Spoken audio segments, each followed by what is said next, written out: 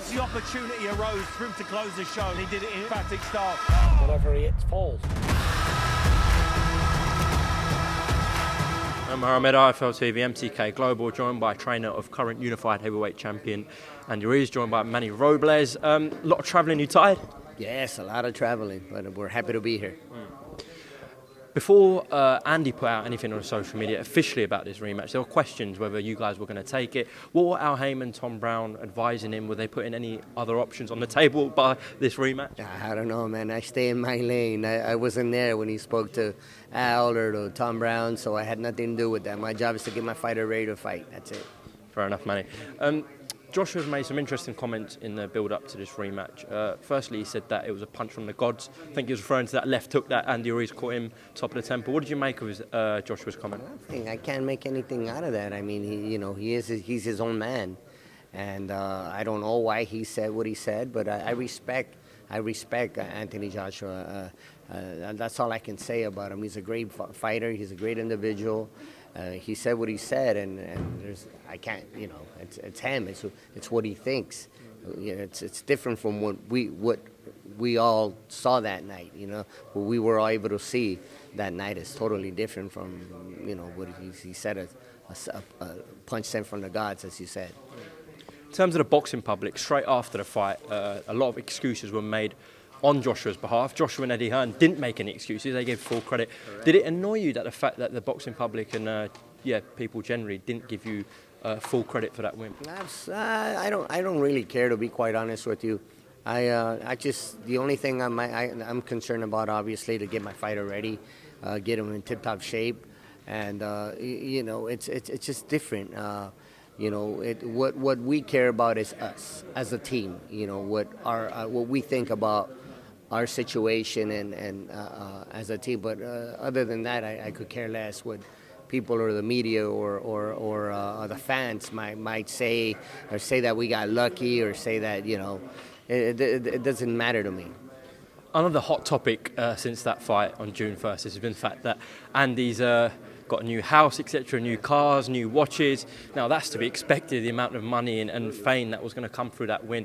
You're not concerned about his mental state or frame of mind going into this rematch? Or he's fully focused? Yeah, he's fully focused. I mean, it would change your life. It changed my life. I go buy a new house. I go buy a new car, too. And then it's just thinking about my family. And that's exactly what he does this for. You heard it tonight on the press conference. He fights for his family. He fights to give them better quality of life. Who wouldn't, right? So you can't blame him. You can't knock on him for that. Again, another talking point yesterday and the day before for the press conference in Saudi Arabia, people saying Andy looks much heavier. In terms of fight night, do you expect him to be the same weight as June 1st? Heavier, lighter? Lighter for December 7th, absolutely. I can't think of any fighter that walks around, any boxer that walks around on weight 3, 4, 5 months before a fight. Can't think of anybody that does that. And obviously, him being a heavyweight, obviously, he's not on weight, but it's not December 7th yet. So you'll see a different fighter come December 7th. We still got a long way to go, where he's back in the gym, where we talked about where we want to be come fight night, and I'm sure we're going to get there. With that in mind, obviously, with Joshua losing the fight, a lot of people are going to be looking towards what he could improve on and whether he can become a better fighter. But I'm sure you believe Andy Ruiz is going to be a much better fighter since June 1 on December 7th. No, absolutely. And I believe that Anthony Joshua will be a better fighter because he doesn't have to worry about carrying that undefeated record anymore.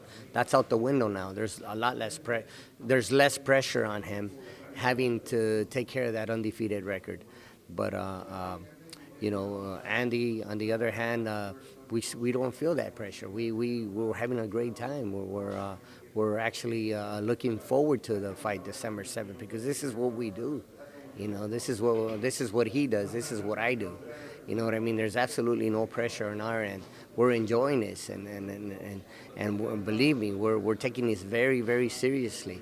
The only thing that I would say, the only pressure we have is the media, the fans, and that's exactly why it is so important for us to get away from everything, pertaining to our camp. We're planning to get away for quite some time to prepare for the fight and not be around media, friends, family, and so forth and so on, where we can focus 100% on the fight.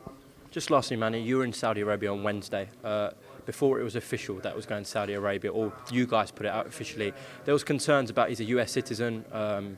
There might be security issues in Saudi Arabia. You feel completely safe going into that fight week before the Joshua fight, yes? Yes, I do. I mean, we were able to see firsthand what it's like to be in Saudi Arabia, despite of all the things that were said prior to flying out, making our trip to Saudi. It's a good country, man. I mean, great people. We met a lot of interesting people. They treated us very well, very respectful. Man, we're probably safer there than we are back in some other places. You know what I mean? Not to mention where, but it was just, I felt good. I felt I got a good vibe. So. Come December 7th, we're gonna make history once again, and we can't wait. Manny Robles, thank you very much for your time on IFL TV. Wish you the best of luck at December 7th. Thank you so much. Thank you for having me. Cheers. Thank you, Manny. Top man.